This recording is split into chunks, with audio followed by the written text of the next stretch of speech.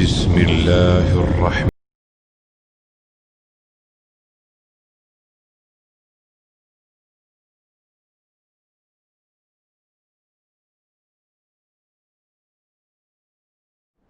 إن الحمد لله نحمده ونستعينه ونستغفره ونعوذ بالله من شرور أنفسنا ومن سيئات أعمالنا من يهده الله فلا مضل له ومن يضلل فلا هادي له وأشهد أن لا إله إلا الله وحده لا شريك له وأشهد أن محمدا عبده ورسوله أما بعد فإن خير الحديث كتاب الله وخير الهدي هدي محمد صلى الله عليه وسلم وشر الأمور محدثاتها وكل محدثة بدعة وكل بدعة ضلالة وكل ضلالة في النار.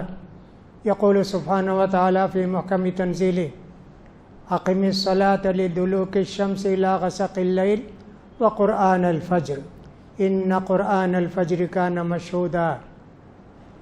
ويقول الرسول صلى الله عليه وسلم: لا يدخل النار من صلى البردين. حاضرین جمعہ، خطبہ مسنونہ کے بعد میں نے ایک آیت کا ٹکڑا تلاوت کیا. اس کے اندر اللہ تعالیٰ نبی کریم صلی اللہ علیہ وسلم سے فرماتے ہیں، اور وہ حکم ہمارے لیے بھی ہے، نماز قائم کیا کرو کب؟ سورج ڈھلنے کے بعد، یعنی کہ ظہر کا وقت سمجھو، جیسے 12 بجے آج کل کے حساب سے سورج ڈھل جاتا ہے. پھر عصر بھی اسی میں ہے، الی غسق اللیل، رات تک. رات کب شروع ہوتی ہے؟ مغرب سے رات شروع ہو جاتی ہے. سورج ڈوبنے کے بعد رات شروع ہو جاتی ہے. اور یہ سمجھیے کہ تہجد تک ہے رات کا وقت. 4 نمازیں ہو گئی، ظہر، عصر، مغرب، عشاء. اب قرآن کہتا ہے وقرآن الفجر، فجر کی نماز کا خاص خیال کرو. ان قرآن الفجر کان مشہودا. فجر کی نماز ایک ایسی عبادت ہے کہ فرشتے اس میں حاضر ہوتے ہیں. کتنی بڑی فضیلت ہے فجر کی نماز کی. نبی کریم صلی اللہ علیہ وسلم فرماتے ہیں، جو آدمی کے فجر کی اور عصر کی نماز پڑھے گا وہ جہنم میں نہیں جائے گا. اللہ تعالیٰ نے 5 نمازیں ہم پر فرض کی ہیں. اس میں سب سے چھوٹی مگر ذرا لمبی نماز فجر کی ہے. باقی 3 رکعت 4 رکعت ہے، اور فجر کی نماز تو صرف 2 رکعت ہے، لیکن اس کی فضیلت بہت زیادہ ہے. قرآن مجید کے اندر 2 سورتوں کا نام ویسا ہے، وہ معلوم ہوتا ہے کہ صاحب فجر اور عصر. والفجر ولیال عشر، قسم ہے فجر کی. اللہ نے فجر کی قسم کھائی. والعصر ان الانسان لفی خسر، قسم ہے عصر کے وقت کی، بے شک سارے لوگ گھاٹے نقصان میں ہیں. دیکھیے کتنی فضیلت ہے فجر کی. نبی کریم صلی اللہ علیہ وسلم نے بھی فجر کی بہت ساری فضیلتیں بیان کی ہیں. جیسا کہ میں نے ابھی کہا، جو آدمی کے ٹھنڈے وقت کی نماز پڑھے گا وہ جنت کو جائے گا، اور جو آدمی کے ٹھنڈے وقت کی نماز پڑھے گا وہ جہنم کو نہیں جائے گا. ٹھنڈے وقت کون سے ہیں؟ فجر اور عصر. ان وقتوں میں عام طور پر انسان کو غفلت ہوتی ہے، سستی ہوتی ہے، اور بہت ساری مصروفیات ہو جاتی ہیں. اس لیے بہت خصوصیت کے ساتھ فجر کا اور عصر کا ذکر کیا گیا. فجر کی فضیلتیں کتنی ہیں؟ بہت زیادہ ہیں. نبی کریم صلی اللہ علیہ وسلم نے فرمایا، جیسے کہ بخاری وغیرہ کی حدیث ہے، جب تم میں کا کوئی آدمی سونے جاتا ہے رات میں تو شیطان اس کے گلے میں 3 گرہیں لگاتا ہے، 3 گھاٹیاں لگاتا ہے۔ کیا پھونکتا ہے اس میں؟ علیک لیل طویل ارقد، ابھی بہت وقت ہے جی، سو جاؤ۔ تینوں گھاٹی میں ایسا پڑھ کے پھونکتا ہے۔ پھر نبی کریم صلی اللہ علیہ وسلم فرماتے ہیں جو آدمی کے فجر کی اذان سنا فوراً اٹھا، شیطان کی ایک گھاٹی کھل گئی، ورنہ تو ٹائٹ ہوتے جاتی ہو۔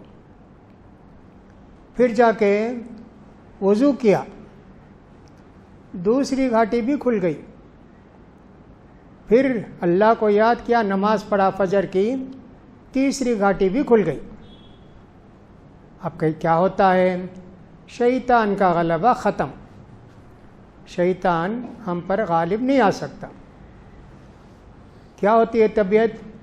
اصبح نشیط النفسی، دل کو ٹھنڈک، اطمینان، سکون حاصل ہوتا ہے۔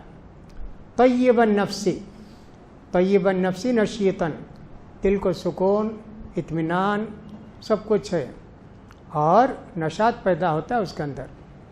ایسا آدمی بیماریوں سے محفوظ، شیطان کے حملوں سے محفوظ، اور آدمی کے اندر پھرتی اور چستی پیدا ہوتی ہے عبادت کرنے کے لیے۔ یہ خاص بات یہ بھی دیکھی گئی کہ فجر کی نماز جو لوگ جماعت کے ساتھ پڑھتے ہیں، باقی 4 نمازیں جماعت کے ساتھ پڑھنے کی توفیق مل جاتی ہے، لیکن جو آدمی کے فجر کی نماز چھوڑ دیتا ہے جماعت کے ساتھ، ظہر بھی چھوٹ جاتی، عصر بھی چھوٹ جاتی، مغرب عشاء بھی چھوٹ جاتی۔ لہٰذا ہم دن کی شروعات کریں اللہ کے ذکر سے، فجر کی نماز سے۔ اب یہ آدمی جس کے گلے میں شیطان نے تعویذ باندھا، 3 گھاٹی باندھی، اب یہ آدمی اذان سنتا ہے، سو جاتا ہے۔ شیطان نے کیا کہا؟ لمبی رات ہے جی، بہت وقت ہے جی، سو جاؤ۔ سو گیا۔ پھر تھوڑی دیر بعد آنکھ کھلی، پھر بھی شیطان نے وہی کیا، ابھی تو بہت وقت ہے، تھوڑی دیر اور آرام کر لو۔ اب جو سویا، سورج نکلنے کے بعد جاگا۔ اس کا کیا ہوتا ہے؟ اصبح خبیث النفسی، دل کے اندر بگاڑ پیدا ہوتا ہے، بیماریاں پیدا ہوتی ہیں۔ دل کے اندر بگاڑ، لوگوں کو دیکھ کے حسد کرنا، غصہ کرنا، بیوی بچوں کے ساتھ جھگڑا کرنا، بہت ساری خرابیاں پیدا ہوتی۔ نیک لوگوں کو دیکھتا ہے تو غصہ بھی آتا ہے، اذان ہوتی ہے تو تب بھی اس کو غصہ آتا ہے، اس کا نفس برباد ہو گیا، تباہ ہو گیا، اس کے اندر خرابی پیدا ہو گئی۔ کسلان، دن بھر سست رہتا ہے، کسی کام میں دلچسپی نہیں، منہ کھولتا بند کرتے رہتا ہے، جس کو جمائی کہتے ہیں۔ یہ علامت ہے تمہارا خون جو ہے وہ پریشر ڈاؤن ہو گیا، تمہارے اندر خرابیاں پیدا ہو گئی، بیماریاں پیدا ہو گئیں۔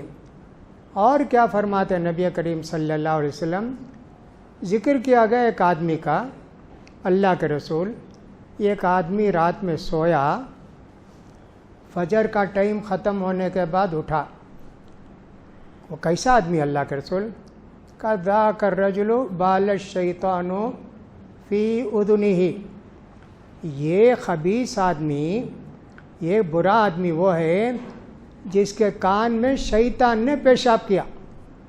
سبحان اللہ، شیطان کا پیشاب ہمارے کان کے اندر گیا، ہمارے دل کے اندر گیا، ہمارے بدن کے اندر گیا، شیطان کا غلبہ ہم پر ہو گیا۔ اگر کوئی چیز کان میں چلے، اچھا پانی بھی چلے جائے تو آدمی کیسے کیسے اس کو نکالتا ہے، اور اگر کوئی مچھر منہ میں چلا جائے تو کتنا تھوکتے رہتا ہے، اور اگر کوئی اور چیز چلے جائے تو کتنا تھوکتے رہتا ہے۔ یہ تو شیطان کا پیشاب، وہ کتنا ہوتا ہے وہ بھی اللہ کو معلوم، لیکن اس کے کان میں شیطان نے پیشاب کر دیا۔ بال الشیطان فی اذنہ، دیکھیے فجر کی نماز چھوڑنے کا کتنا بڑا نقصان ہے، اور اس کے نقصانات کتنے زیادہ ہیں۔ فجر کا وقت کچھ ایسے ہے کہ صاحب تہجد ختم، ٹائم ختم، فجر کا وقت شروع ہو گیا. کیا فرماتے نبی کریم صلی اللہ علیہ وسلم؟ رکعت الفجر خیر من الدنیا وما فیہا. فجر کی 2 سنتیں ہیں نا، یہ مجھے دنیا کی ہر نعمت سے زیادہ پسندیدہ ہیں، ہر نعمت سے زیادہ پیاری ہیں. دنیا میں موتی ہے، سونا ہے، چاندی ہے، کیا کیا نعمتیں ہیں، یعنی کہ کیا کیا جو ہے خزانے ہیں.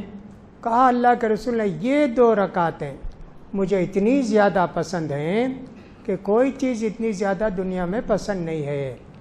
اللہ اکبر. فجر کی یہ حالت ہے، فجر کا اتنا بڑا ثواب ہے تو فرض جو ہے سنت کا اتنا ثواب ہے تو فرض کا کتنا ثواب ہوگا آپ اس کا اندازہ کیجئے.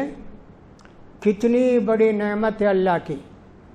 لہٰذا جو آدمی کے صبح صبح اٹھ جاتا ہے اس کے اندر پھرتی رہتی ہے، دلچسپی رہتی ہے، نیکی کرنے کا اس کے اندر شوق پیدا ہوتا ہے، نیک لوگوں کے ساتھ رہتا ہے، مجلسوں میں حاضر ہوتا ہے، بیان سنتا ہے، بیوی بچوں کے ساتھ محبت پیار کے ساتھ رہتا ہے، گھر میں جاتے آتے وقت دعا پڑھتا ہے.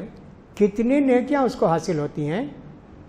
فجر پڑھنے والے کے لیے اتنے زیادہ ثواب ہیں، اور نہیں پڑھنے والے کے لیے میں نے بتا دیا کہ تو شیطان کا بھائی ہو گیا. پھر اس کے بعد فجر کی نماز، کتنی فضیلتیں بیان کی گئی. دیکھیے عصر کی نماز کی فضیلت ضرور ہے، لیکن فجر کی جتنی فضیلت ہے اتنی فضیلت عصر کی نہیں ہے. کیا فرماتے نبی کریم صلی اللہ علیہ وسلم؟ جو آدمی کے فجر کی نماز جماعت کے ساتھ پڑھ لیا وہ اللہ کی حفاظت میں آ گیا. فلا تغفر اللہ فی ذمتہ. مسلمانوں تم اللہ کی اس حفاظت کو مت توڑو، اللہ کی اس حفاظت کو اپنے ہاتھ سے ختم مت کرو. فجر کی نماز کتنی زیادہ ہے. فجر کی اذان سننے کے بعد تو پورے محلے میں ہلچل ہونی چاہیے. جب مسلمان رہتے ہیں، وضو کر رہا ہے، وہ نماز پڑھ رہا ہے، وہ نماز کے لیے مسجد کو آ رہا ہے، اور وہ یہاں جماعت میں شریک ہونے کے لیے مسجد پہنچا ہے، بیٹھ کے اللہ کا ذکر کرتا ہے. کتنی فضیلتیں ہیں جی. اللہ اکبر. بہت فضیلتیں.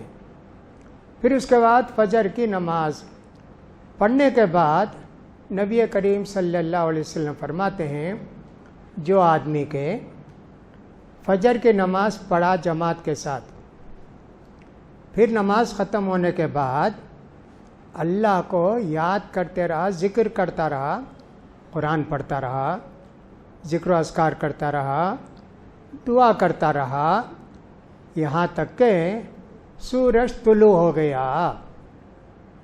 سورج طلوع ہونے کے تھوڑی دیر بعد 2 رکعت نماز پڑھا.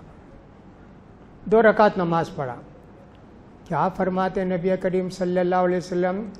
اس کا ثواب حج اور عمرے کے برابر ہے. اس کا ثواب حج اور عمرے کے برابر ہے. تامتین تامتین تامتین. پورا جی، پورا حج اور ثواب، پورا حج اور ثواب ہے اس کو، حج کا، عمرے کا. کتنی بڑی خوشخبری ہے. دیکھیے فجر کی نماز پڑھنے والوں کے لیے بعض حدیثوں سے معلوم ہوتا ہے جہاں بیٹھا وہیں بیٹھنا. یہاں نماز ختم ہوئی وہاں جا کے بیٹھے، ادھر جا کے بیٹھے، ویسے معلوم ہوتا ہے نہیں وہیں بیٹھنا. یذکر اللہ فی مجلسی. اسی جگہ بیٹھ کر اللہ کا ذکر کرتے رہیں، دعا کرتے رہیں اللہ سے، سبحان اللہ الحمدللہ پڑھتے رہیں. سورج نکل گیا تو 2 رکعت نماز پڑھا. اس کو کہتے ہیں اشراق کی نماز. سورج نکل گیا نا، 2 رکعت نماز پڑھتے ہیں. کچھ لوگ گئے عبداللہ بن مسعود رضی اللہ تعالیٰ عنہ کے پاس، صحابی، بڑے صحابی، ان کے پاس علم حاصل کرنے کے لیے، ان کی دعا لینے کے لیے پہنچتے تھے. گئے فجر کے بعد. عبداللہ بن مسعود جماعت کو نہیں آ سکتے تھے، ان کے ساتھ کوئی مجبوری تھی، بڑھاپا تھا، کچھ بھی تھا، یہ لوگ گئے، جا کے بیٹھے ان کے پاس، تو عبداللہ بن مسعود ذکر و اذکار میں مشغول تھے۔ تھوڑی دیر کے بعد لڑکی کو بلا کے پوچھا، بیٹی دیکھو سورج نکل گیا کیا؟ جا کے دیکھ کر آ کر بولیے ابھی نہیں نکلا۔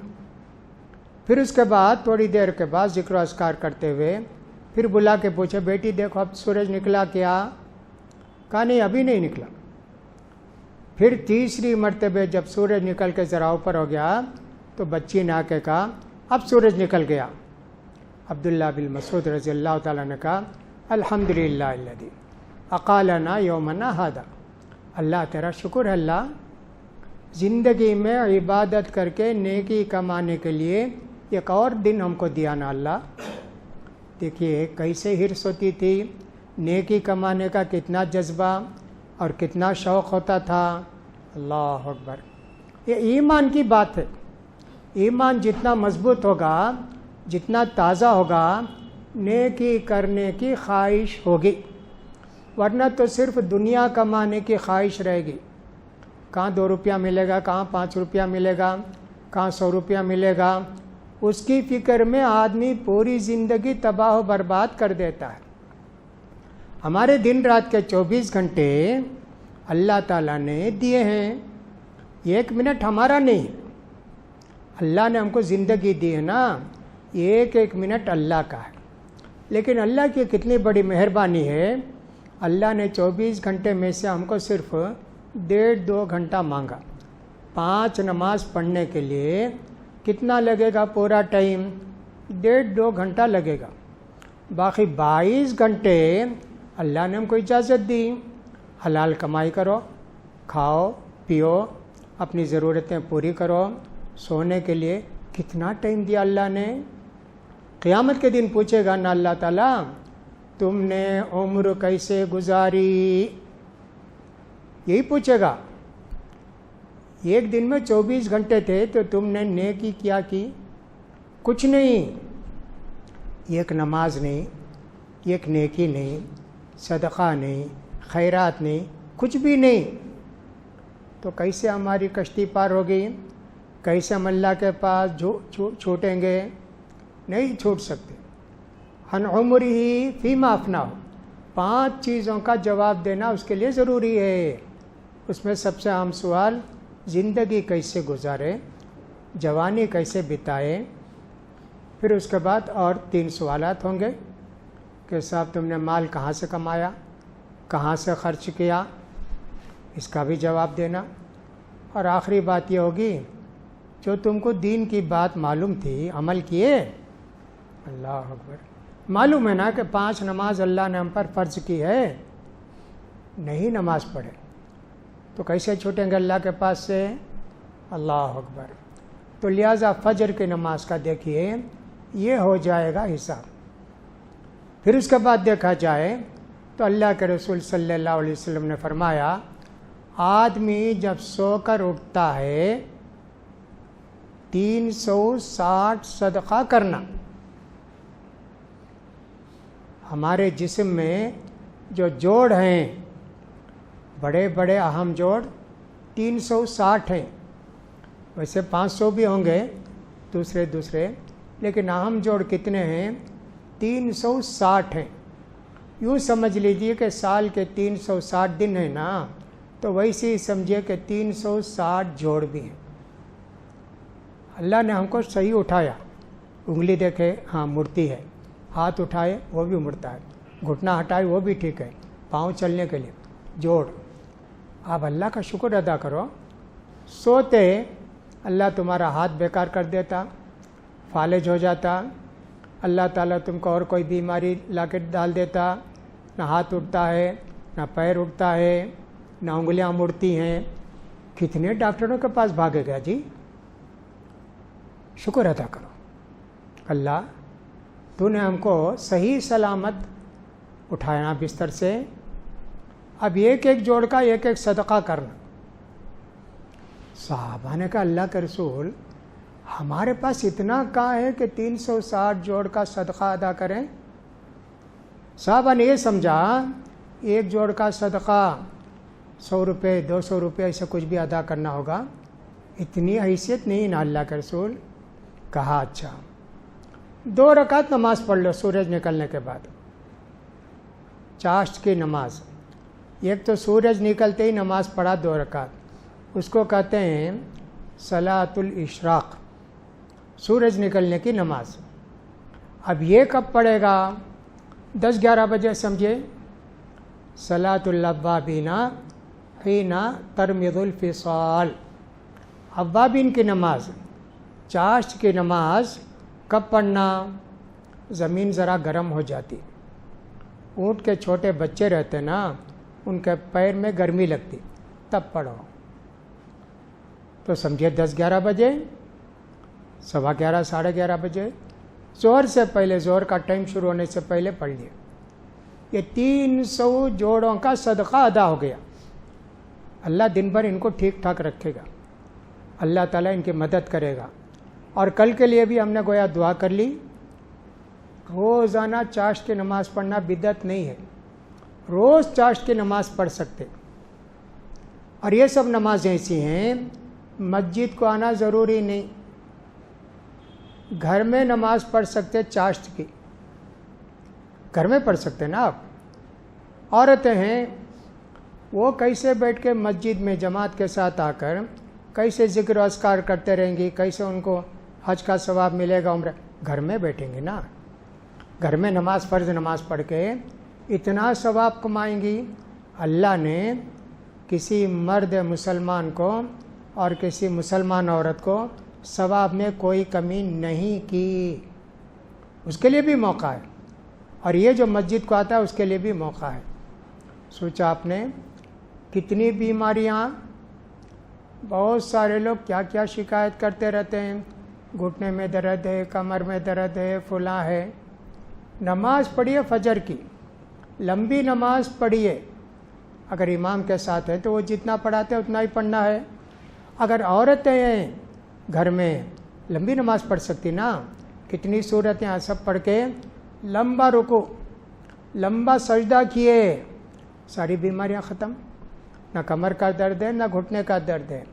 آج کل تو لوگ اتنے بیمار ہیں کہ بڑے بڑے، تو چھوٹی بات ہے، چھوٹے چھوٹے 15-20 سال کے 25 سال کے گھٹنا ان کا ٹھیک نہیں ہے، گھٹنے کی بیماری ہے، کمر کا درد ہے، فلاں ہے۔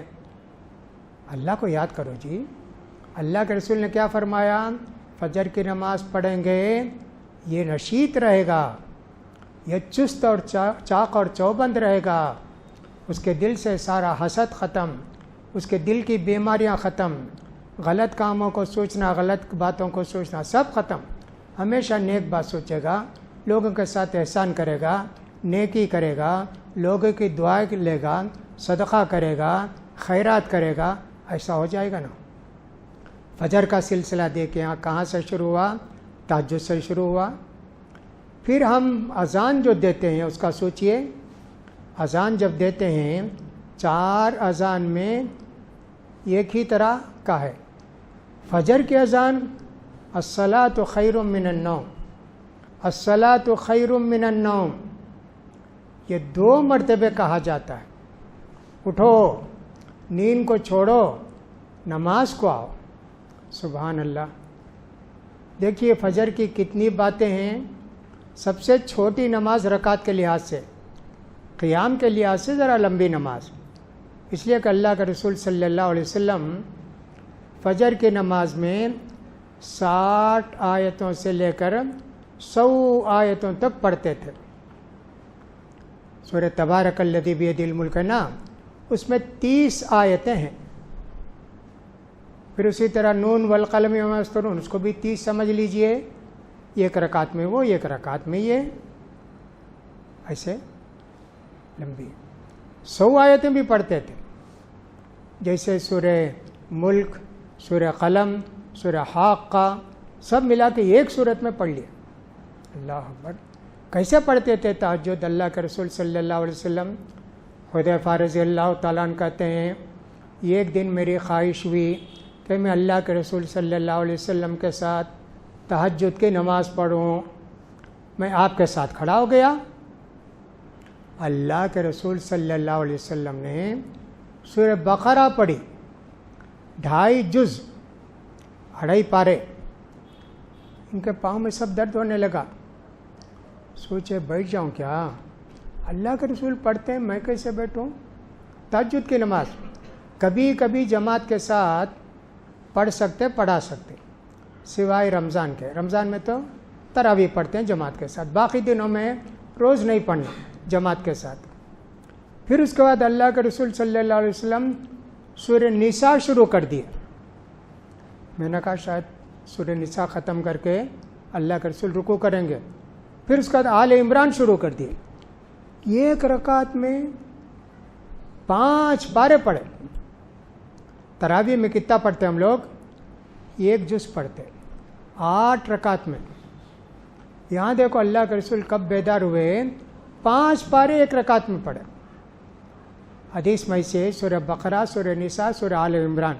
لیکن اب جو ہمارے قرآن میں ترتیب ہے، سورہ فاتحہ، سورہ بقرہ، سورہ آل عمران، سورہ نساء، ایسی ترتیب ہے. لیکن اللہ کے رسول ایسے پڑھے. حذیفہ بن یمان کہتے ہیں کیا بیماری آئے گی؟